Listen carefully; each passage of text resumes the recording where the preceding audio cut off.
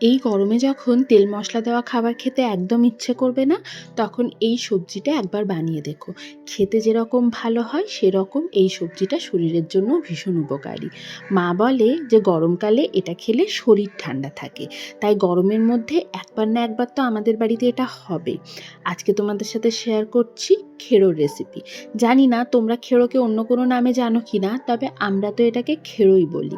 লাউ বা শশার মতো এই সবজির মধ্যে প্রচুর জল থাকার কারণে শরীরকে হাইড্রেটেড রাখতে খুব সাহায্য করে। তার সাথে পুষ্টিগত গুণাগুণ তো রয়েইছে।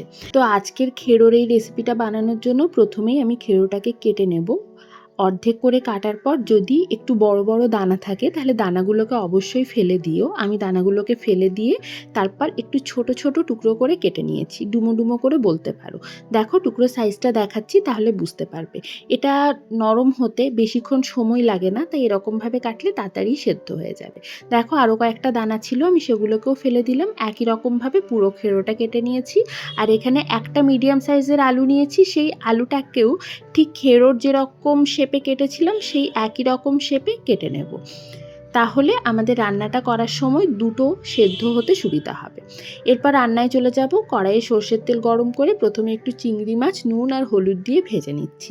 চিংড়ি মাছটাকে বেশিক্ষণ ভাজার প্রয়োজন নেই, অল্প একটু ভেজে চিংড়ি মাছটাকে তুলে রাখছি। এবার ওই কড়াইয়ের মধ্যেই তেল দিয়ে দিচ্ছি, কড়াইটাকে ধোয়ার দরকার নেই। তার মধ্যে ফোড়ন দিচ্ছি তেজপাতা, গোটা জিরে আর শুকনো লঙ্কা।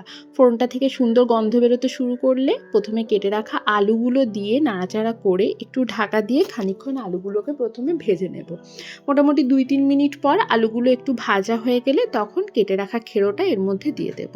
সাথে দিয়ে দিচ্ছি স্বাদ মতো নুন আর একটু হলুদ গুঁড়ো। এরপর ভালো করে সমস্ত কিছু মিশিয়ে ঢাকা দিয়ে গ্যাসের ফ্লেম মিডিয়াম টু লোতে রেখে খেড়ো আর আলু দুটোকেই সেদ্ধ হতে দেব। মোটামুটি মিনিট 4-5 সময় ধরে মিডিয়াম ফ্লেমে সেদ্ধ করব। দেখো বেশ খানিকটা জল বেরিয়েছে, তবে খেড়োটা এখনো পুরোপুরি সেদ্ধ হয়নি, আরও খানিকটা সেদ্ধ হবে। ঠিক এই অবস্থায় আমি দিয়ে দিলাম একটা টুকরো করে রাখা টমেটো আর তার সাথে বেশ কয়েকটা কাঁচা লঙ্কা। ঠিক যতটা ঝাল খেতে পছন্দ করো সেই অনুযায়ী দিও। সাথে দিলাম 1 টিস্পুনের মতো জিরে গুঁড়ো আর 1 টিস্পুনের মতো লঙ্কা গুঁড়ো। সমস্ত কিছু আরও একবার ভালো করে মিশিয়ে ঢাকা দিয়ে আবারও এটাকে সেদ্ধ হতে দেব।